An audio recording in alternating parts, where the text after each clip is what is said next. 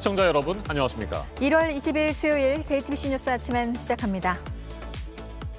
국내에서 코로나19 첫 확진자가 나온 지 꼭 1년이 됐습니다. 지금까지 누적 확진자는 7만 3천여 명, 이 가운데 1,283명이 목숨을 잃었습니다. 3차 대유행으로 한때 1,200명을 넘어섰던 하루 신규 확진자는 어제까지 이틀 연속 300명대로 내려갔습니다. 오늘 0시 기준 신규 확진자는 400명 안팎에 이를 것으로 보입니다. 이란에 억류돼 있는 우리 선원들을 풀려나게 하기 위한 협상이 진전을 보이지 않고 있는 가운데 한국 선박 납포와 이란 동결 자금은 무관하다며 우리 측에 불만을 드러내는 이란 쪽의 목소리는 잇따라 나오고 있습니다. 이란 중앙은행 총재는 동결된 이란 자금에 대해 한국이 해결 의지를 보이는 게 먼저라고 주장했습니다. 미국 워싱턴 DC는 우리 시간 내일 새벽 2시 조 바이든 대통령 당선인의 취임식을 앞두고 긴장감이 높아지고 있습니다. 이번 취임식은 역대 대통령들의 취임식과는 크게 다를 것으로 보입니다. 트럼프 대통령이 불참 의사를 밝힌 가운데 행사 대부분이 비대면과 화상으로 진행됩니다. 바이든 차기 미국 행정부의 초대 재무장관으로 지명된 옐런 전 연준 의장이 트럼프 행정부가 추진해온 달러 약세를 추구하지 않겠다고 밝혔습니다. 돈을 더 풀겠다는 의지도 다시 한번 드러내면서 밤사이 뉴욕 증시는 상승 마감됐습니다. 검찰 세월호 참사 특별수사단이 1년 2개월 만에 최종 수사 결과를 발표했습니다. 참사 당시 황교안 법무부 장관과 우병우 청와대 민정비서관의 수사 외압을 비롯해 정보기관의 유가족 사찰 의혹 등 대부분의 사건을 무혐의로 결론 내렸습니다. 수사를 의뢰했던 사회적 참사위원회와 유가족들은 반발하고 있습니다. 아이들을 학대해 원장과 교사들이 입건된 한 국공립 어린이집에서 학대 정황들이 CCTV에 고스란히 잡혔습니다. 피해 아동 가운데 절반은 5살에서 6살에 장애가 있는 아이들이었는데 경찰이 이 CCTV를 분석해 조사를 이어갈 방침입니다.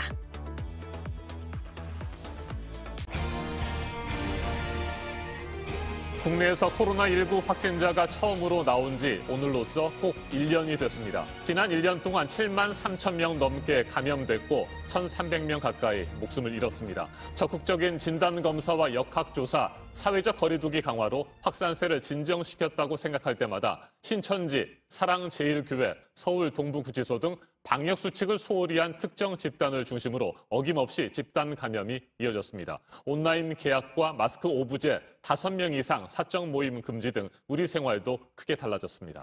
네, 이렇게 1년이 지난 지금의 상황을 또 보면 3차 유행의 기세가 이제는 한풀 꺾여서 이틀 연속으로 300명대 신규 확진자가 나왔고요. 오늘도 아마 비슷한 규모로 발표가 될 것으로 보이는데요. 희망과 또 위기가 교차하는 시기라고 방역당국은 현재에 대해서 얘기를 했습니다. 가족 또 지인 간의 감염이 최근 크게 늘고 있어서 특히 설 연휴 기간을 앞두고 정부가 조치들을 고민하고 있습니다. 강버들 기자입니다. 지난해 1월 20일 중국에서 입국한 30대 여성이 코로나19 확진 판정을 받았습니다. 한동안 입국자와 그 주변에서 소규모 감염만 드러났지만 2월 18일 신천지 신도인 31번 환자가 확인된 이후 상황이 급변했습니다. 이미 조용한 전파가 벌어진 신천지 대구교회 등에서 확진 판정이 꼬리에 꼬리를 물었습니다. 대구 경북 중심의 1차 유행입니다. 2월 29일에는 확진자가 909명까지 발생했습니다. 전국적으로 마스크가 동나 요일과 수량을 정해 판매해야 했고 사회적 거리두기도 도입됐습니다. 개학이 연거푸 미뤄지다 등교 대신 온라인으로 겨우 수업이 시작됐습니다. 대구 경북 상황이 진정되고 한때 하루 확진자가 2명까지 줄어들며 조기 종식 전망까지 나왔지만 이제 수도권이 문제가 됐습니다. 5월 이태원 클럽과 물류센터, 8월에는 사랑제일교회와 서울 도심집회 관련 대규모 집단 감염이 이어졌습니다. 8월 전후 2차 유행은 겨울로 접어드는 11월부터 다시 3차 유행으로 이어졌습니다. 하루 확진자 수가 3자릿수, 4자릿수로 점점 늘더니 12월 25일 1,215명, 최다치를 찍었습니다. 서울 동부구치소 집단 감염으로 국가가 관리하는 시설의 방역 부실도 드러났습니다. 변이 바이러스도 국내에 유입됐습니다. 여러 위험 요인 속에서도 거리두기 단계를 높이고 5인 이상 사적 모임까지 금지하며 겨우 3차 유행에 큰 불만 잡은 상황. 유행의 규모가 한풀 꺾인 것은 맞지만 아직까지 3차 유행은 진행 중입니다. 여전히 가족, 지인 간의 감염 등 생활 속 감염이 아직 높은 수준이고 다음 달 백신 접종을 준비하고 있는 방역 당국은 3차 유행 종식을 위해 방역 수칙을 철저히 지켜달라고 당부했습니다. JTBC 강버들입니다.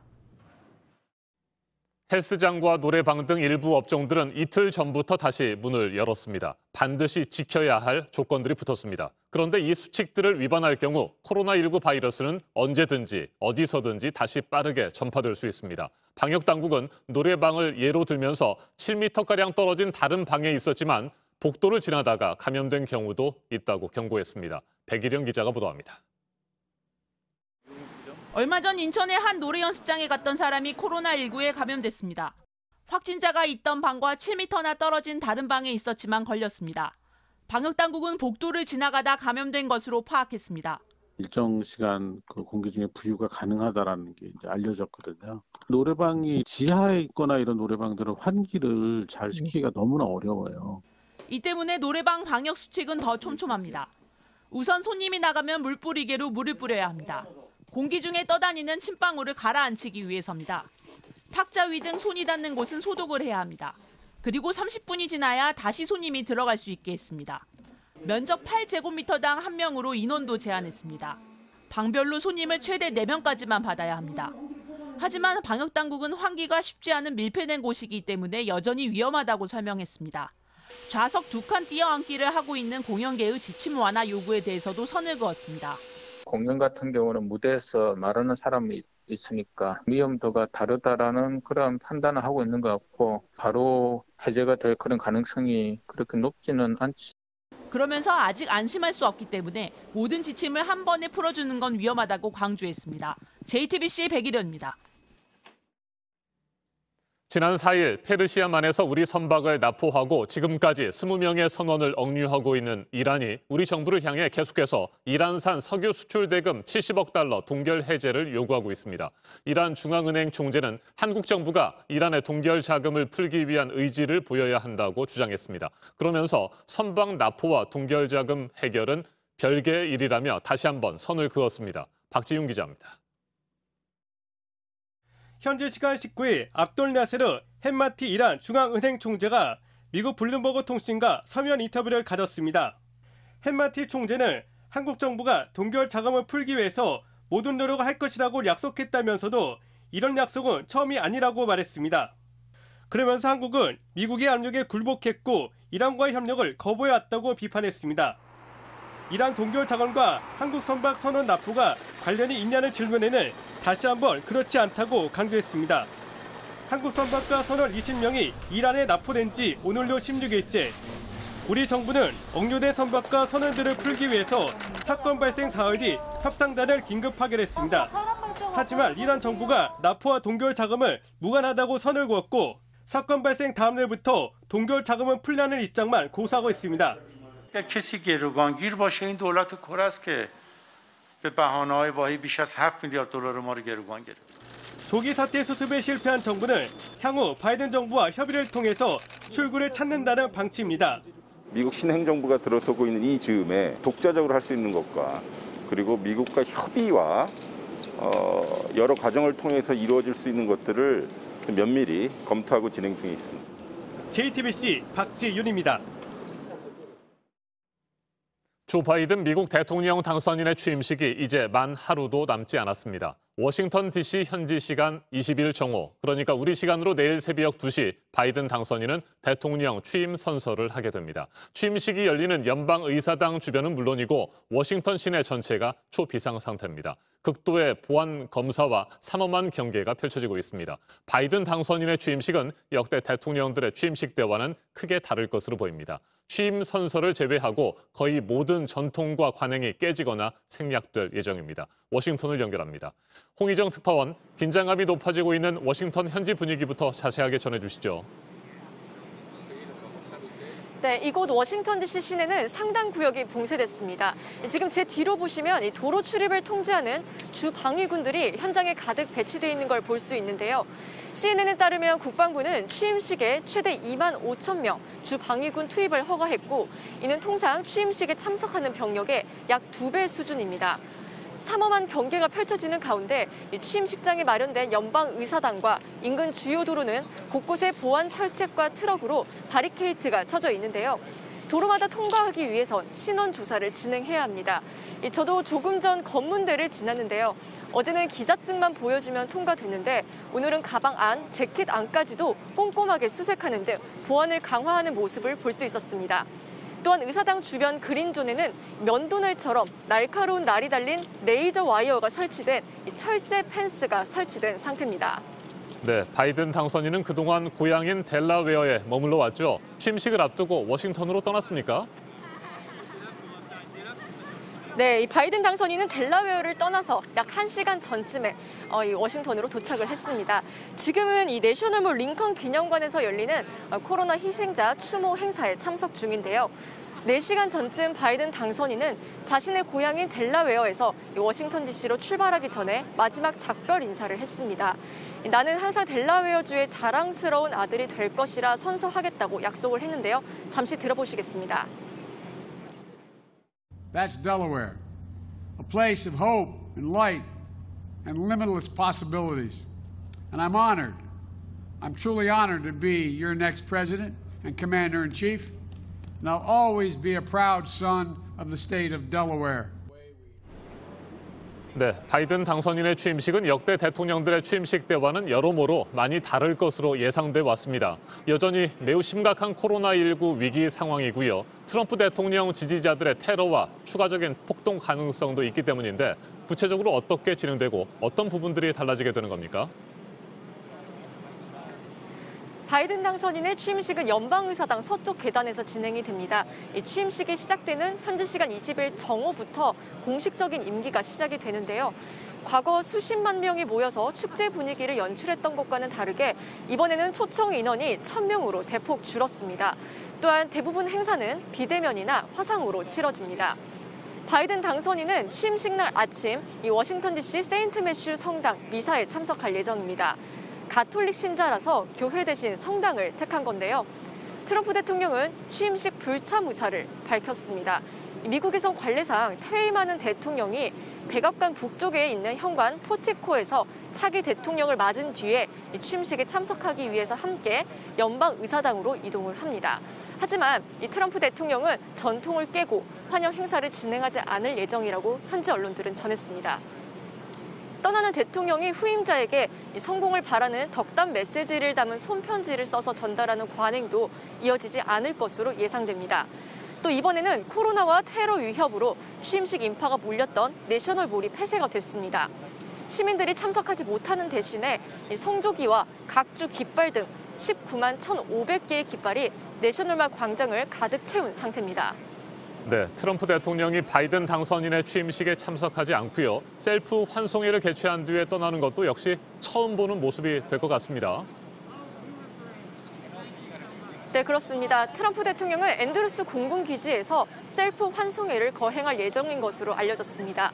그런데 이 군악대를 동원한 대규모 퍼레이드와 공군 전투기 에어쇼 등을 요구했다가 국방부에 거절당했다고 현지 언론들은 전했습니다. 다만 레드카펫이 등장하고 간단한 군 의장 행사 등 국빈 방문 시 출국 때와 비슷할 것이라고 CNN은 전했습니다. 자, 그리고 끝으로 한 가지만 더 살펴보죠. 트럼프 대통령의 재임 기간 평균 지지율이 역대 대통령들 가운데 가장 낮은 것으로 집계됐습니까? 네, 여론조사 기관 갤럽에 따르면 트럼프 재임 중에 평균 지지율은 41.4%로 나타났습니다. 41.4%는 갤럽이 1938년 역대 대통령 지지율 조사를 시작한 이후에 가장 낮은 수준입니다. 기존 최저 기록은 해리 트루먼 전 대통령의 45.4%였습니다. 이와 함께 트럼프 대통령 퇴임 직전 마지막 지지율도 34%로 임기 중에 최저치를 기록했습니다. 지금까지 워싱턴에서 JTBC 홍희정입니다. 미국 조 바이든 행정부의 첫 재무장관으로 지명된 제닛 옐런 전 연방준비제도 의장이 달러 약세를 추구하지 않겠다는 뜻을 밝혔습니다. 달러 강세를 유지할 경우 무역 적자가 커지게 된다며 달러 약세 정책을 고수해온 트럼프 행정부와 크게 다른 입장입니다. 옐런 지명자는 코로나19 경제 위기를 극복하기 위해서 앞으로 시장에 돈을 더 풀어야 한다는 주장도 폈습니다. 성화성 기자가 보도합니다. 재무장관으로 지명된 제니 옐런은 인준 청문회에서 달러 가치를 낮추는 정책을 추구하지 않겠다고 말했습니다. The United States does not seek a weaker currency to gain competitive advantage, and we should oppose attempts by other countries to do so. 의도적으로 달러 가치를 떨어뜨리지 않고 시장에 맡기겠다는 겁니다. 이를 두고 미국이 다시 강달러 정책으로 돌아가는 것이라는 해석이 나옵니다. 수출 경쟁력 등을 위해 약달러를 추구해온 트럼프 행정부 정책 기조와 배치되기 때문입니다. 옐런 지명자는 바이든 행정부가 중국의 불공정한 무역 관행에도 맞서 싸울 것이라고 말했습니다.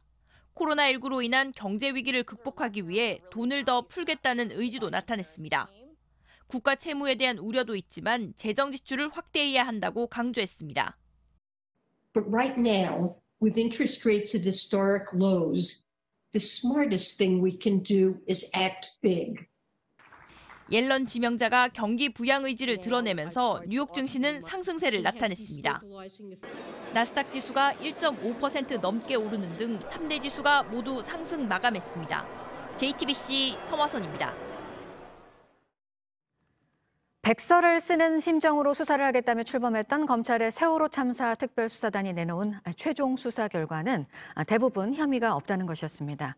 각종 의혹들을 전반적으로 살펴보기는 했는데 참사 당시에 수사를 좀 더 신속하게 했으면 어땠을까 하는 아쉬움이 남는다고 했고 수사 결과 발표문 곳곳에 증거 불충분이라는 표현이 들어있었습니다. 각 의혹들에 대해서 어떤 이유로 혐의가 없다고 했는지 지금부터 보겠습니다. 먼저 수사 외압 의혹에 대해서입니다. 신하람 기자입니다.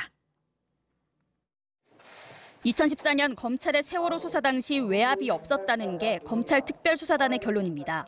법무부 대검 감사원 등을 압수수색하고 관련자들을 철저히 조사하였으나 혐의를 인정할 만한 증거를 확인할 수는 없었습니다. 2019년 11월 세월호 참사 가족협의회는 황교안 당시 법무부 장관과 우병우 당시 청와대 민정비서관을 고소했습니다. 두 사람이 참사 직후 해경을 수사하던 광주지검 검사들에게 업무상 과실치사 혐의를 빼라는 등의 압력을 넣었다는 내용이었습니다.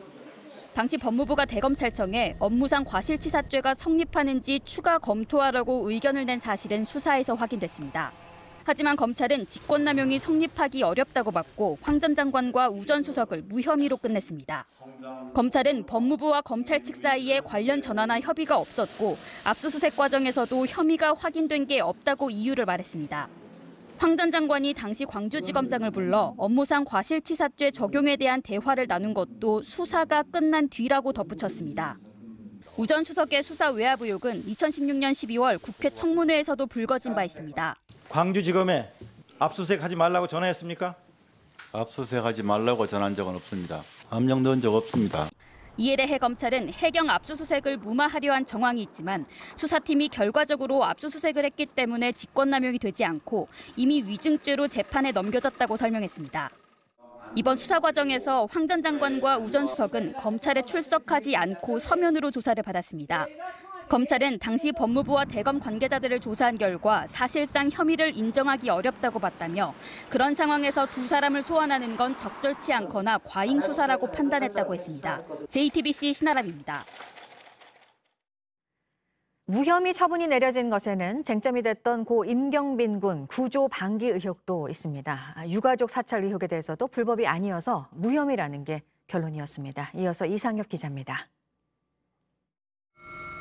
임경빈 군이 구조된 시각, 그로부터 20분쯤 뒤 도착한 헬기는 김수현 당시 서해청장을 태웁니다. 다른 헬기가 도착해 임 군을 헬기장으로 옮기지만 이번엔 배로 옮기라는 지시가 내려집니다. 같은 시각 또 다른 헬기는 김석균 당시 해양경찰청장을 태웁니다. 임 군은 구조된 지 4시간 41분 만에 목포 한국병원에 도착했습니다. 임 군을 빠르게 옮기지 않고 해경 간부들만 헬기를 쓴 정황은 기록으로도 남아 있습니다. 하지만 검찰 특별수사단은 당시 임 군의 사망 가능성만을 따져 해경 책임이 없다고 결론냈습니다. 전문기관에 자문한 결과 임 군이 최초 발견 당시 이미 사망했을 가능성이 높고 해경 지휘부가 임 군이 살아있다고 생각하고도 헬기로 구조하지 않았다고 볼 증거가 없다고 했습니다. 국군 기무사령부와 국정원의 유가족 사찰 의혹은 동향을 파악한 건 맞다면서도 불법 사찰은 아니라고 결론지었습니다. 기무사의 경우 미행이나 도감청 같은 방식을 쓰지 않았고 청와대에 지시와 보고를 한 것도 입증되지 않았다고 했습니다. 하지만 2019년 JTBC가 취재했던 결과는 조금 다릅니다. 기무사가 확인한 정보엔 유가족의 통장 사본과 주민등록증 같은 개인정보가 있었고 순수하지 않은 유가족을 알아보라는 지시도 내려졌습니다. 이렇게 작성된 동향보고서는 참사 이후 6개월간 청와대에 보고됐습니다. 검찰의 처분으로 이 사건에 대해 전직 대통령 박근혜 씨와 김기춘 전 비서실장은 재판을 받지 않게 됐습니다. JTBC 이상엽입니다. 네, 1년여 기간 동안의 검찰 수사단 수사 결과가 이렇게 대부분의 의혹에서 무혐의로 나오면서 유가족들은 침통해했습니다. 이 세월호 관련 의혹에 대해서는 조만간 출범하게 될 세월호 특검이 과제를 넘겨받게 됐습니다. 사회적 참사 특별조사위원회 활동도 내년 6월까지 연장이 된 상황입니다. 조보경 기자입니다. 청와대 앞에서 피켓을 든 지 434일, 이곳에서 아예 숙식을 한 지는 76일째입니다. 아들 임경빈 군이 헬기가 아닌 배로 뒤늦게 이송됐다는 조사 결과가 나오고 난 직후부터 농성을 시작했습니다. 수위나 이런 거는 하나도 두렵지 않아요. 단지 진상규명이라는 이 자체가, 그리고 아이들의 그 억울함을 풀어주지 못할까 봐 그게 제일 그 두려운 마음. 하지만 해경에 책임이 없다는 수사 결과를 듣고 망연자실했습니다. 그럼에도 불구하고 헬기를 태웠어야 되는 게 맞는 거죠. 그 상황에 있어서 그러면 3시간이 지났든 4시간이 지났든 7시간이 지났든, 그래서 아이가 올라왔는데 어떻게 그러한 답변을 버젓이 답변이라고 내놓고 있는지. 다른 유가족들도 1년 2개월의 수사 결과가 대부분 무혐의라는 사실에 가슴을 쳤습니다. 한마디로 세월호 참사 관련해서 잘못한 사람은 거의 없는데, 그런데 304명이 죽었다는 결론밖에 안 됩니다. 수사를 의뢰했던 사회적 참사 특별조사위원회는 대응 방안을 찾고 있습니다. 그러니까 저희들이 이제 증거 자료에 입각해서 조금 더 깊이 혐의를 이제 수사 요청을 한 거잖아요. 저희들이 수사 요청을 했을 때는 경빈군이 살아 있었기 때문에 이런 취지로 한 게 아니에요. 일단은 사망 판정은 의사만이 할 수 있고. 벌써 7년째 접어든 세월호 참사, 더 이상은 시간이 없다고 유가족은 말합니다. 반드시 다음부터는 이런 참사가 일어나지 않는 이런 구조 상황이 꼭 이루어지길 바라는 마음에서라도 꼭 바로 잡아야 된다라고 저는 생각을 합니다. JTBC 조보경입니다. 네, 앞서 전해드린 대로 미국의 새 대통령 취임식이 내일 새벽에 열리고, 하지만 차기 대통령을 맞이하고 함께 취임식에 참석하는 관례는 깨겠다는 트럼프, 아직은 대통령입니다. 임기가 끝나는 시간에 임박해서도 다른 나라에 대한 제재는 또 결정을 했는데요. 이 소식 보도국 연결해서 알아보겠습니다. 이재승 기자, 불법 정권이라고 말을 해온 베네수엘라 정권을 겨냥한 제재라고요? 네, 그렇습니다. 미국 재무부가 현지 시간 19일에 베네수엘라의 석유 분야에 대한 제재 목록을 추가했습니다. 석유 산업과 관련한 외국인을 포함해서 개인 3명과 단체 14곳, 선박 6척인데요. 미 재무부는 이들이 베네수엘라 국영 석유 회사가 수억 달러의 원유를 아시아 등에 판매하도록 도왔다라고 설명을 했습니다. 트럼프 정부는 마두로 정권을 불법 정권으로 규정을 하고 임기 내내 마두로 정권 때리기에 몰두해 왔는데요. 특히 정권의 돈줄인 석유 산업을 압박해 왔습니다.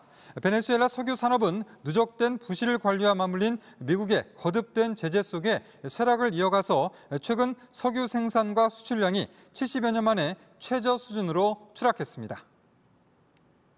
네, 이런 트럼프 미국 대통령을 이란은 또 제재 대상자에 올렸네요. 네, 이란의 사이드 하티브자데 외무부 대변인이 트럼프 대통령과 미국의 고위 관리들에 대해서 제재하기로 했다라고 밝혔습니다. 트럼프 대통령을 비롯해서 마이크 폼페이오 국무장관, 스티브 무누신 재무장관, 그리고 마크 에스퍼 전 국방장관과 존 볼턴 전 국가안보보좌관 등인데요. 이란 정부는 제재를 어떻게 하겠다는 것인지 구체적인 내용은 밝히지 않았습니다. 다만 세계의 평화와 안보를 심각하게 위협한 인권 침해와 테러 테러 행위, 또 테러 지원 등의 이유로 미국 관리들을 제재하기로 했다라고 이유를 설명했습니다. 그러나 정작 이란 혁명 수비대가 지난 4일이죠. 한국 선박과 선원들을 납포한 바가 있고 또 과거 영국과 인도 선박을 억류한 적도 있습니다. 결국 이란이 굳이 떠나는 트럼프와 측근들을 제재하기로 한 것은 어디까지나 상징적인 제재로서 새로 출범하는 미국 정부를 상대로 협상력을 높이기 위한 것으로 풀이됩니다. 지금까지 아침엔 지금 JTBC 이재승입니다. 이번에는 오늘 아침 체크해봐야 할 뉴스들을 분야별로 살펴보겠습니다. 먼저 정치 분야입니다. 제1야당인 국민의힘이 오는 25일로 예정된 박범계 법무부 장관 후보자의 인사청문회와 관련해 독자적으로 국민청문회를 추진하겠다고 밝혔습니다. 더불어민주당이 증인 채택을 모두 거부함에 따라 오는 24일 별도의 국민청문회를 열고 제기된 의혹들을 살펴보겠다는 입장입니다. 국민청문회를 하더라도 25일 국회 청문회는 거부하지 않을 방침입니다. 이재명 경기도지사가 전 도민 재난지원금 10만 원 지급을 추진하는 것에 대해 더불어민주당 이낙연 대표가 강하게 비판했습니다. 어제 저녁 한 언론과의 인터뷰에서 거리 두기 중에 소비를 하라는 것은 왼쪽 깜빡이를 켜고 오른쪽으로 가는 것과 비슷하다고 말했습니다. 공개된 자리에서 이 대표가 대권 경쟁자인 이 지사를 비판한 것은 처음입니다. 지속 가능한 남북관계 구축을 위한 국회의 역할을 모색하기 위해 만들어진 남북국회회담 추진자문위원회가 오늘 첫 회의를 열고 본격적인 활동을 시작합니다. 이종석 전 통일부 장관을 위원장으로 15명의 자문위원으로 구성됐습니다. 활동 기간은 오는 10월 말까지입니다. 이재용 부회장이 구속되면서 비상경영체제에 들어간 삼성에서 삼성전자를 비롯해 주요 계열사 경영진들이 긴급 사장단 회의를 조만간 열고 대책을 논의할 것으로 전해졌습니다. 위상에 타격을 입게 된 삼성준법감시위원회는 이달 회의는 예정대로 진행한다는 계획입니다. IBK 기업은행에서 지점장으로 승진한 70여 명 가운데 23명이 여성으로 역대 최대 규모로 여성 지점장을 승진시켰습니다. 승진을 한 여성 전체 규모로는 역대 두 번째로 많았습니다. 지난해 서울 아파트 매매 시장에서 가장 큰 손은 30대였는데요. 세 채 가운데 한 채를 사서 전통적인 주력 구매층인 40, 50대를 압도했습니다. 집값이 크게 오르고 전세난은 심각해진 상황에서 청약시장에서 밀려난 30대들이 아파트 매매에 나서면서입니다. 계속해서 사회 분야 뉴스입니다. 펀드 사기 혐의로 재판을 받고 있는 옵티머스 자산운용 경영진들이 횡령 혐의로 추가 기소됐습니다. 옵티머스가 여러 업체에 투자한 돈 300억 원가량을 빼돌린 뒤 사채 대금 변제 등에 사용한 혐의입니다. 김재현 대표에 대해서는 펀드 자금 500억 원을 개인 투자에 사용한 혐의도 추가됐습니다. 대전에서 2명의 아이를 낳은 뒤 9살과 6살이 될 때까지 출생신고를 하지 않은 30대 부부가 아동복지법 위반 혐의로 불구속 입건됐습니다. 아이들이 학대를 당하지는 않았지만 학교에 가지 못하고 의료 혜택도 받지 못한 것으로 알려졌습니다. 어제 오후 4시쯤 경기도 군포의 한 유치원 건물에서 불이 났습니다. 1층과 2층에 있던 아이들과 3, 4층에 있던 학원 수강생 등 70여 명이 긴급 대피했습니다. 다행히 인명 피해는 없었습니다. 소방당국은 오늘 합동 감식을 통해 정확한 화재 원인을 조사할 예정입니다. 전북 남원에 있는 국립민속국악원이 미래 명창들을 선정하는데요. 판소리 5바탕 가운데 한 바탕을 부를 수 있는 초중 고등학생과 만 19세 이상 소리꾼 24명을 뽑아서 무대에서 공연을 할 기회를 줍니다. 신청은 다음 달 1일부터 시작됩니다. K리그에 처음으로 입성하게 된 박지성 어드바이저입니다. K리그 전북현대의 어드바이저로 위촉이 된 건데요. 앞으로 선수 선발과 훈련 시스템 등에 대해서 조언을 하는 역할을 맡게 됩니다. 낮에 음주운전으로 추돌 사고를 내고 경찰에 입건된 배우 박시연 씨 소식도 전해졌습니다. 신호 대기 중이던 승용차를 들이받았고 혈중 알코올 농도는 면허 취소 수준이었습니다. 한정의 환경부 장관 후보자 인사청문회가 오늘은 열립니다. 이번 정부가 중점을 두고 추진하는 그린 뉴딜 정책, 또 탈원전 정책 등에 대한 입장 등 정책 검증에 질의가 집중될 것으로 보입니다.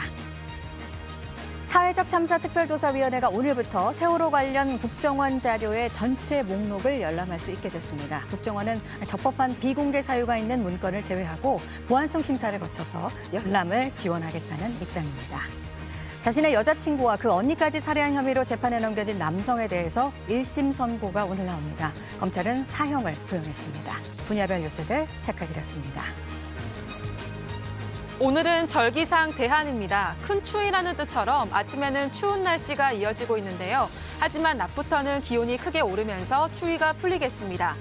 하늘은 맑겠고 대기도 깨끗하겠습니다. 미세먼지 농도가 전국이 좋음에서 보통 수준을 보이겠습니다. 동해안과 경상도 일부에는 메마른 날씨가 이어지면서 건조특보가 내려져 있습니다. 내일은 전국이 흐리고 비가 오겠습니다. 아침에 제주도를 시작으로 오후에는 모든 지역에서 비가 내리겠습니다. 모레 아침까지 5에서 20mm가 올 것으로 보이는데요. 대부분 지역에서 비가 내리겠지만 강원 산지에서는 1에서 5cm의 눈이 쌓이는 곳도 있겠습니다.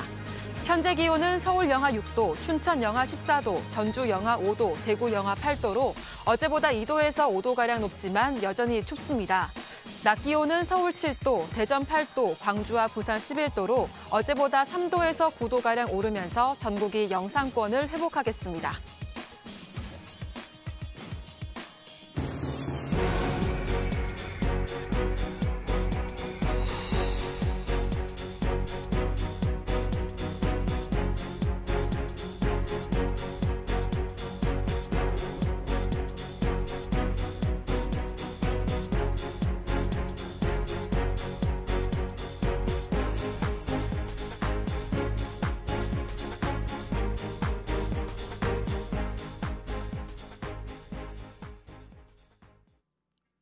어린이집에서 아이들이 학대당하는 일이 또 일어났습니다.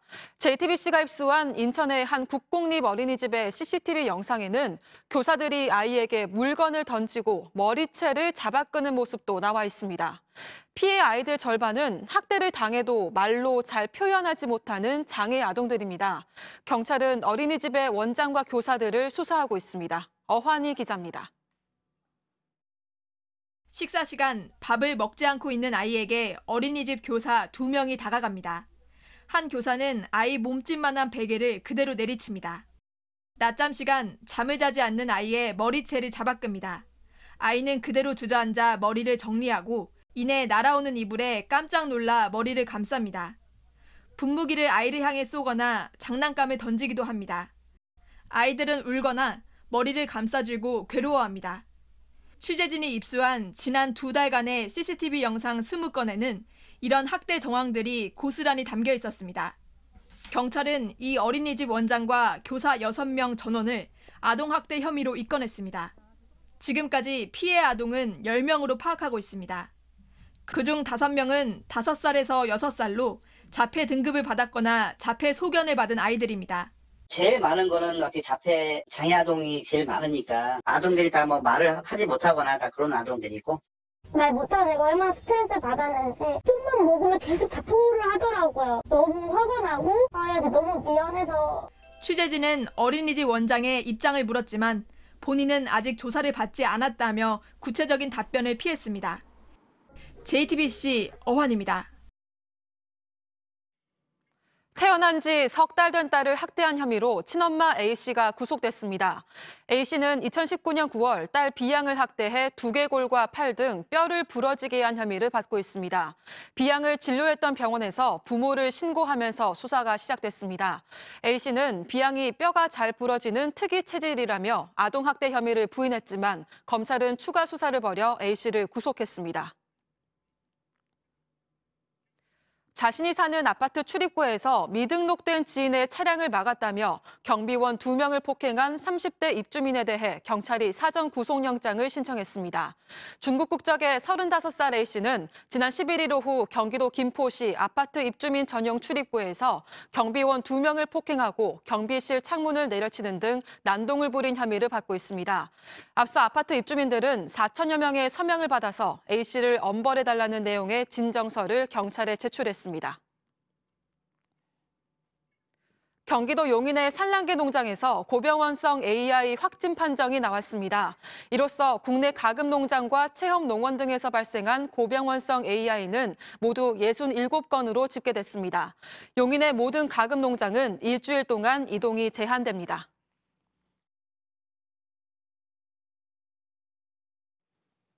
아침엔 세계 시간입니다. 지난 17일 러시아 야권 지도자 나발리가 독일에서 러시아로 귀국한 직후 체포됐습니다. 그리고 바로 다음 날 러시아 법원은 나발리에게 30일 동안의 구속 판결을 내렸습니다. 러시아 법원은 지난 18일 나발리가 구금돼 있던 경찰서에서 출장 형식으로 재판을 열었습니다. 나발리는 지난 2014년 횡령 혐의로 선고된 집행유예 의무를 이행하지 않았다는 이유로 30일 동안의 구속 판결을 받았습니다. 러시아 교정당국은 나발리가 2014년 선고받은 3년 6개월 집행유예형을 실형으로 바꾸기 위한 소송도 제기했습니다. 이처럼 귀국하자마자 구속될 것을 뻔히 알면서도 나발리가 러시아로 돌아온 것은 반푸틴 세력을 결집하기 위한 정치적 포석이라는 분석이 나오고 있습니다. 실제로 나발리는 구속되기 직전 지지자들에게 거리로 나설 것을 촉구했습니다. 직접 들어보시겠습니다. Поэтому не бойтесь, выходите на улицы, выходите не за меня, выходите за себя и за свое будущее. 나발리가 독극물 중독 치료를 받았던 독일은 물론이고 미국 등 서방 국가들도 러시아 법원의 구속 결정에 대한 비판을 쏟아내고 있습니다. 미국 조 바이든 행정부의 국가안보보좌관으로 내정된 제이크 설리반은 나발리의 구속은 인권 침해를 넘어 그의 목소리를 듣고 싶어하는 러시아 국민들에 대한 모욕이라고 말했습니다. 하지만 크렘린궁 대변인은 나발리가 법을 어겼기 때문에 구속했을 뿐이라며 러시아 법률을 무시하지 말라고 반박했습니다. 들어보시겠습니다. Конечно же, полная ерунда. Вообще, в целом, абсолютно не нужно каким-то образом ассоциировать президента с нарушением законов Российской Федерации. Мы знаем, что у ФСИНа были и остаются претензии. Было нарушены определенные правила. 이 같은 상황에서 지난 19일 러시아 크렘린궁은 푸틴 대통령이 영하 20도의 강추위 속에 얼음물에 들어가는 영상을 공개했습니다. 러시아 정교회 주현절 입욕 행사로 푸틴 대통령은 거의 해마다 이 행사에 참여해왔습니다. 올해는 코로나19 감염을 우려한 정교회 측이 입욕을 하지 말라고 권고했지만 강행했습니다. 68세인 푸틴 대통령이 건재함을 과시하기 위한 것이라는 분석도 나옵니다. 나발리 구속의 후폭풍이 러시아 안팎에서 거세게 불 것으로 보입니다. 전문가와 좀 더 자세하게 짚어보겠습니다. 이신욱 동아대 국제전문대학원 교수 전화로 연결됐습니다. 교수님 안녕하십니까?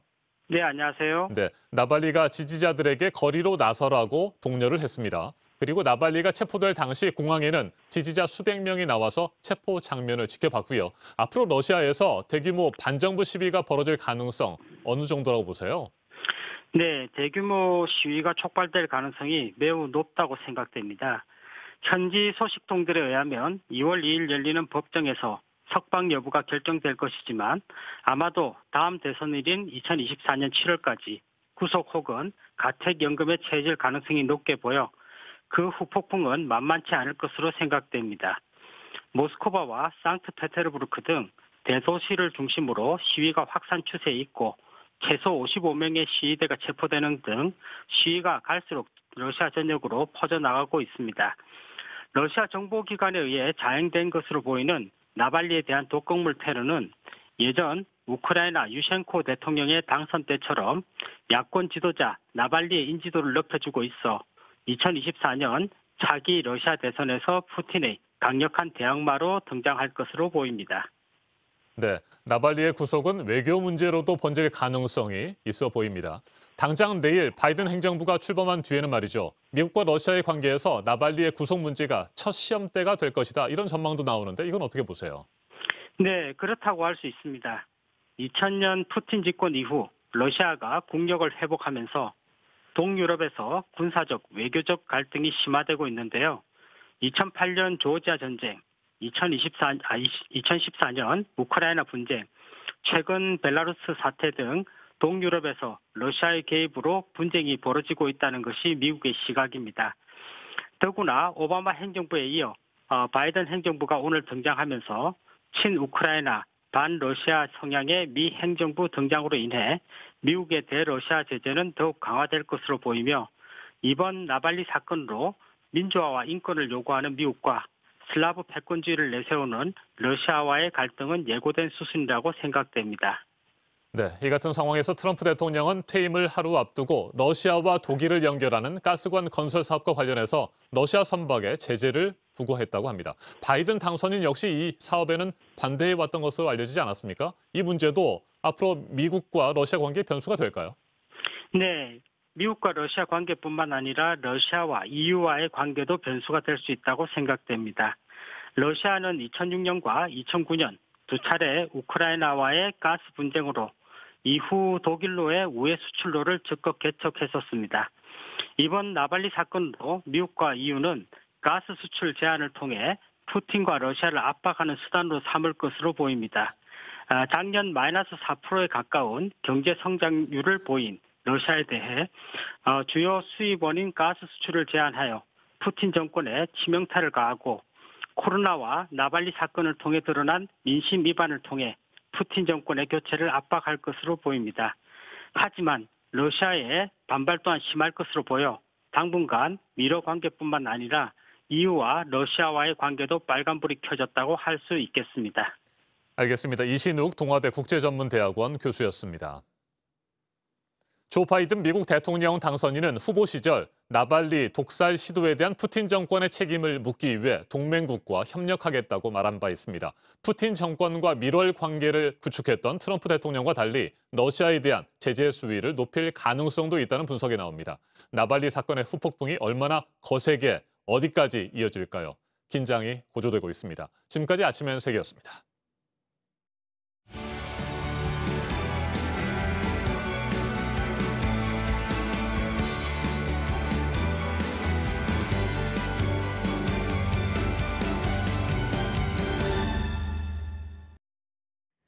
네, 수요일 아침 8시 9분 지나고 있습니다. 서울시장 보궐선거 관련 소식이 요즘 연일 전해드리고 있습니다.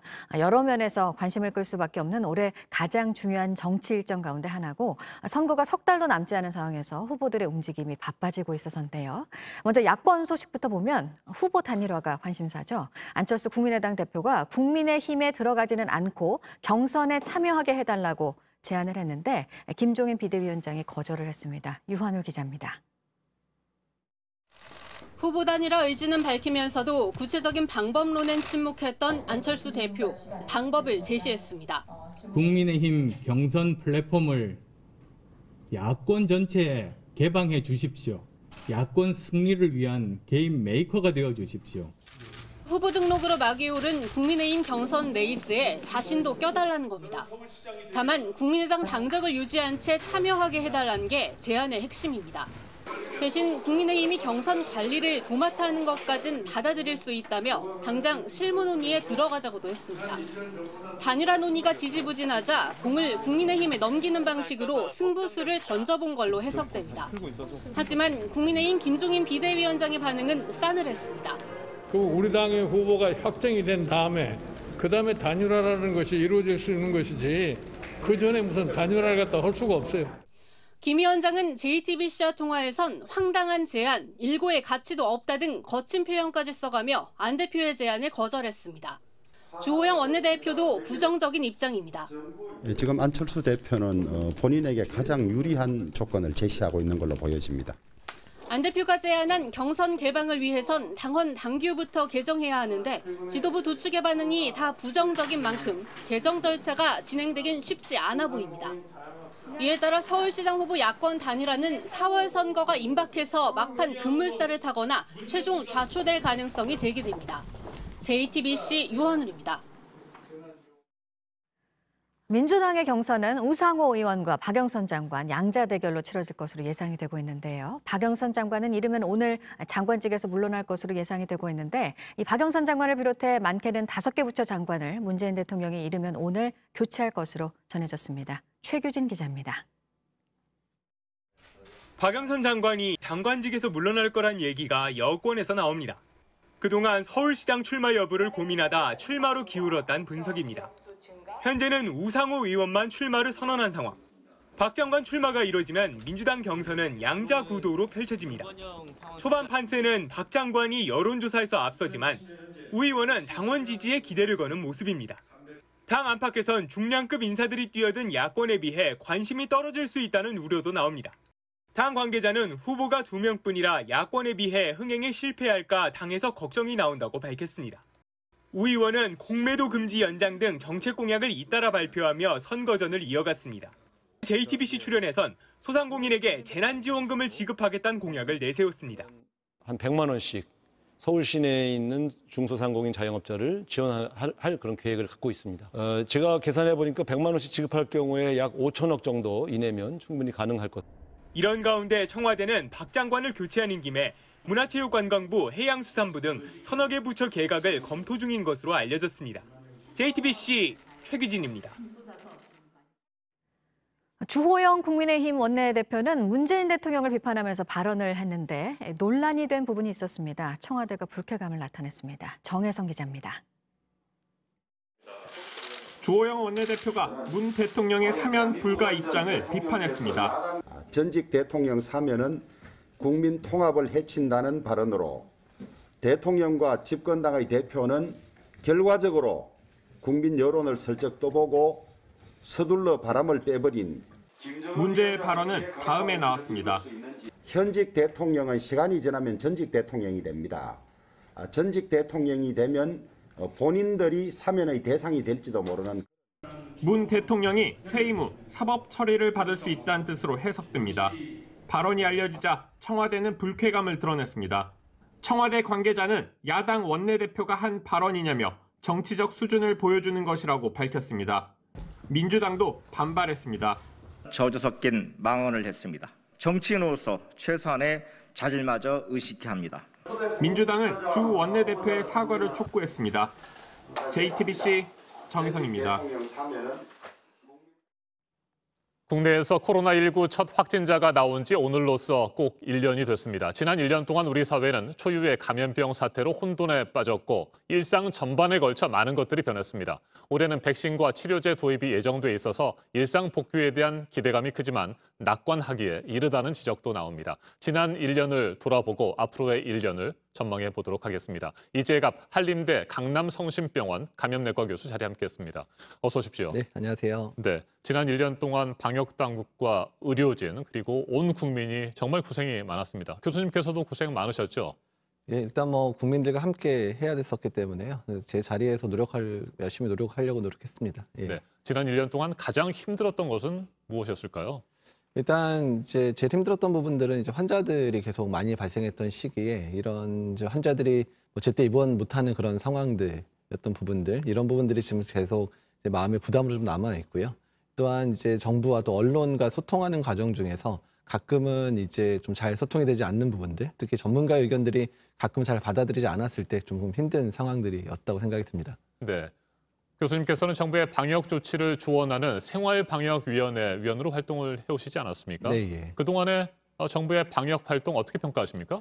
예, 일단 정부 차원에서도 이제 우리가 지금까지 겪어보지 못했던 신종 감염병이었기 때문에 일단 여러 대응 과정 중에서 조금 어려웠던 부분들도 있었지만 나름 열심히 노력했던 부분은 인정을 하고 있습니다. 근데 다만 이 생활방역이라고 하는 측면에 있어서 일단 지금의 상황들이 이제 유행이나 이런 부분들을 통제하기 위해서 우리 일상생활의 변화를 이제 만들어내는 그런 작업들이 필요한데 일단 그런 부분들은 아직까지 잘 이루어지지 않고 오히려 지금 현재까지의 모든 생활방역의 조건들이 일단은 단계가 올라가면 이제 소상공인의 영업장들 그냥 문을 닫는 형태로만 계속 진행됐던 부분들 상당히 안타깝다고 생각을 하고 있습니다. 네, 의료진들 정말 고생 많으셨다고 제가 앞에서도 말씀을 드렸습니다만 그 피로도가 이제 너무나 많이 누적이 돼 있어서 정말 힘든 상황일 것 같습니다. 예, 사실 이제 12월 초부터 확진자가 많이 증가됐었고 병상 부족 상황 때문에 병상이 계속 꽉 차 있는 상태로 거의 한 달 정도가 유지가 됐거든요. 그렇기 때문에 환자를 직접 돌보던 의료진들 또 선별진료소에서 그 추위 속에서 이제 검체 채취를 했어야 되는 의료진들이 많이 지쳐 있는 건 사실입니다. 근데 의료진들이 쉴 수 있는 상황을 만들려면 일단은 유행 자체가 꺾여서 환자 자체의 발생이 적고 특히 중증 환자의 발생이 적어야 의료진들이 그나마 조금 쉴 수 있는 상황이 됐는데요. 지금 이제 조금씩 환자가 줄어들고 있는 상황이기 때문에 지금 상황이 좀 더 유지돼서 유행 자체가 완전히 안정이 되는 상황이 돼야 의료진들이 조금 쉴 수 있는 기회를 얻지 않을까 생각을 하고 있습니다. 네, 쉴 수 있는 것도 굉장히 중요하고요. 헌신하고 있는 의료진들에 대한 각종 지원들도 많이 부족하다는 평가들이 있었잖아요. 지금은 어떻습니까? 예, 일단은 이제 여러 부분에 대해서 좀 개선된 부분들이 있어서 의료진들에 대한 뭐 위험 수당이나 이런 부분들이 지급이 되기 시작하긴 했는데요. 근데 아직은 조금 부족한 편이고 특히 공공의료원에서 1년 내내 지금 환자를 봤었던 분들에 대한 그런 처우 개선 부분들이 아직 많이 걸려 있습니다. 그래서 이런 부분에 있어서는 정부 차원에서 지원들을 좀 더 하고 특히 위험 수당이라든지 또는 여러 가지 수당들을 제때 지급해 주는 것이 또 사기 진작에도 상당히 도움이 될 것 같습니다. 네. 병상이 부족해서 제대로 치료도 받지 못하고 집에서 대기하다가 목숨을 잃은 분들이 많이 있었습니다. 병상 부족 문제는 어때요? 네, 일단은 이제 지난주까지 중증 환자가 한 400여 명대 이르다가 이번 주 들어 300명대로 좀 떨어지긴 했거든요. 그다음에 이제 상급종합병원이나 대학병원 중심으로 중환자 체계들이 병상들이 좀 가동이 되면서 이제 조금 여유로운 상황이 되기는 했습니다. 그렇지만 언제든 유행이 다시 올라가게 되면 중증 환자는 다시 늘어날 수도 있고 또한 현재 발생한 중증 환자들도 앞으로 2, 3주 이상은 더 치료를 해야 되는 상황이 될 수 있기 때문에 앞으로 지금 현재 이제 갖추어진 중증 병상들은 한동안 유행이 완전히 잦아들 때까지 또한 4차나 5차 유행이 생기더라도 사용해야 되기 때문에 계속 유지를 하는 방법들을 계속 강구를 해야 될 것 같습니다. 네.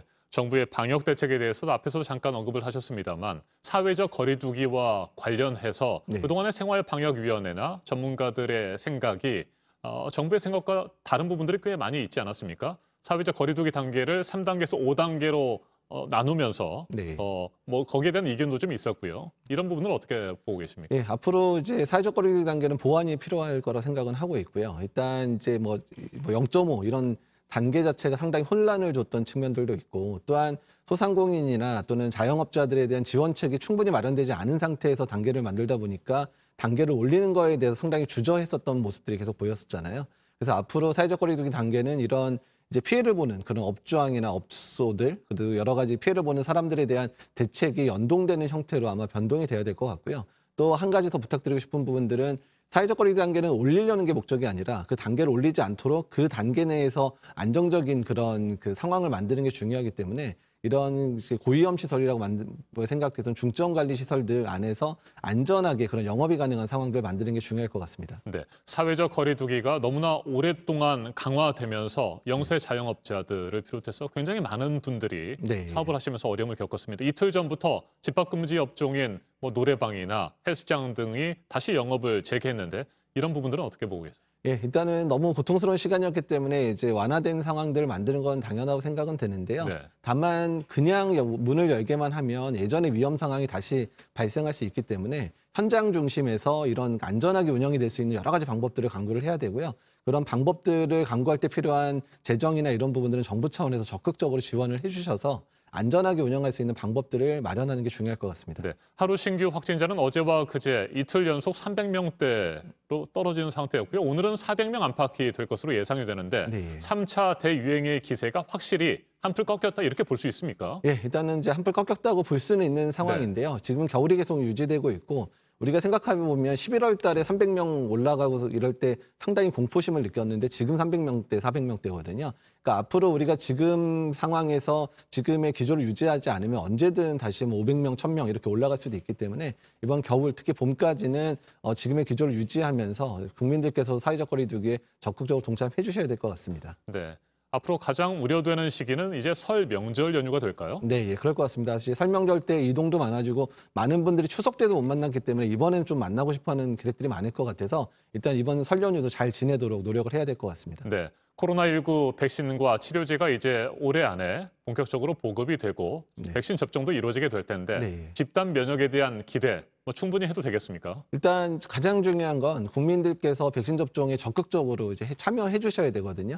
만약에 백신 접종에 대한 수용성이 떨어지게 되면 아무리 많은 백신을 준비하고 열심히 접종해도 집단 면역에 도달할 수 없기 때문에 국민들께서 정부가 어떤 안전성과 이제 이런 부분들 충분히 검토해서 접종을 해드리는 부분이 있기 때문에 안심하고 또한 많은 분들이 제때 접종을 해주시는 게 정말 중요할 것 같습니다. 네, 긴 터널의 끝이 보이는 것은 분명한데 여전히 가야 할 길은 멀고도 험한 것 같습니다. 계속해서 경계를 해야 될 것 같습니다. 오늘 말씀 잘 들었습니다. 이재갑 한림대 강남성심병원 감염내과 교수였습니다.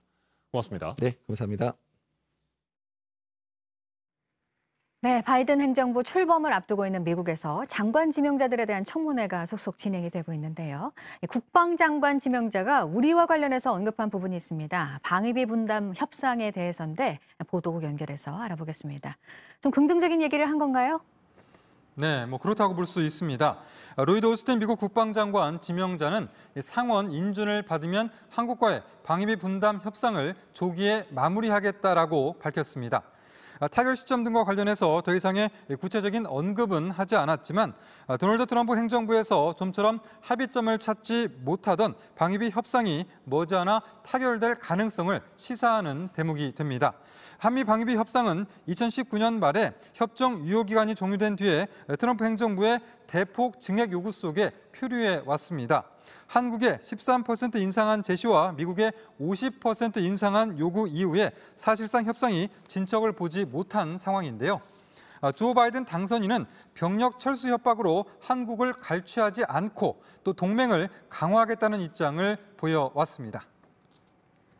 네, 그리고 국무장관 지명자는 북한에 대한 얘기를 했습니다. 북한 관련 정책을 재검토할 의향이 있다고 그랬다고요? 네, 토니 블링컨 미국 국무장관 지명자가 상원 외교위원회에서 열린 청문회에서 한 말입니다. 북한 관련 정책을 모든 부분에서 재검토할 수 있다라고 하면서 북한과 어떤 일을 하든지 간에 단지 안보 측면뿐만 아니라 인도주의적인 면도 동등하게 주시하고 있다는 점을 확실하게 하고 싶다라고 덧붙였습니다. 이어서 에브릴 헤인스 미국 국가정보국장 지명자도 북한에 관련한 입장을 내놨는데요. 북한의 미사일 시험 발사 등의 도발 의도를 검토하겠다라고 밝히면서 향후 몇 년간 국가안보가 많은 위협에 직면한 것은 명확하다며 여기에는 중국과 이란, 북한, 러시아뿐만 아니라 기후변화 그리고 사이버 공격 같은 국경을 초월한 위협이 포함된다라고 말했습니다. 중앙정보국 CIA 부국장을 영임한 헤인즈 지명자는 상원에서 인준을 받게 되면 미 역사상 처음으로 여성 국가정보국장이 됩니다. 지금까지 아침엔 지금 JTBC 이재승입니다.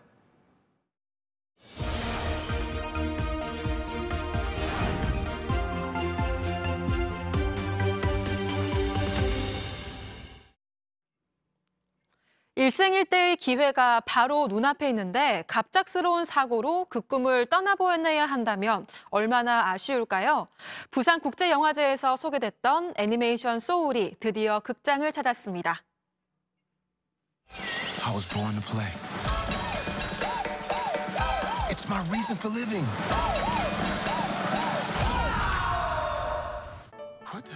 뉴욕 한복판 맨홀에 빠진 주인공 조. 이대로 죽을 수 없어 발버둥 치던 그 앞에 펼쳐진 곳은 아기 영혼들이 태어나기 전에 성격과 재능을 찾아가는 생전 세상입니다. 이들을 도와 지구로 보내는 멘토가 된 그는 자신도 지구로 돌아가서 재즈 피아니스트가 되는 꿈을 이룰 계획을 세우는데요. 과연 그는 꿈을 이룰 수 있을까요? 가슴을 설레게 하는 꿈과 소소한 행복을 이야기하는 소울, 오늘 개봉합니다.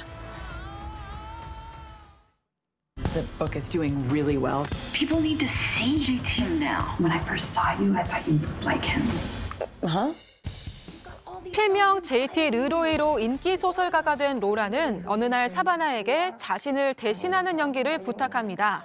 사바나는 정체를 숨기고 로라가 되는 연기를 하며 아슬아슬한 이중 생활을 하게 되는데요.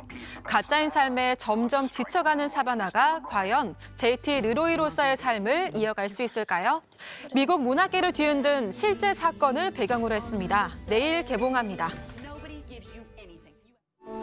다음 주에 서울 올 수 있어? 서울은 왜? 부회장 돼서 학교에 부모님 모시고.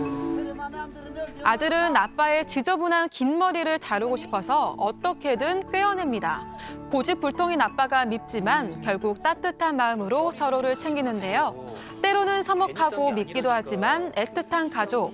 각자 모습은 다르지만 마음만은 꼭 닮은 네 가족의 이야기를 네 편의 단편 영화에 담았습니다. 지금까지 개봉 영화 소식 전해드렸습니다. 절기상 대안인 오늘은 아침에는 춥지만 낮부터는 기온이 크게 오르면서 추위가 풀리겠습니다. 전국이 대체로 맑겠고 동해안을 중심으로는 대기가 매우 건조하겠습니다. 낮 기온은 서울 7도, 대전 8도, 광주와 부산 11도로 어제보다 3도에서 9도가량 높겠습니다. 내일은 아침에 제주도를 시작으로 오후에는 전국에 비가 오겠습니다. 모레 아침까지 5에서 20mm 정도가 내릴 것으로 보입니다. 아침엔 뉴스워치, 오늘 하루 관심을 가지고 지켜봐야 할, 기억해야 할 뉴스 끝으로 정리해드립니다.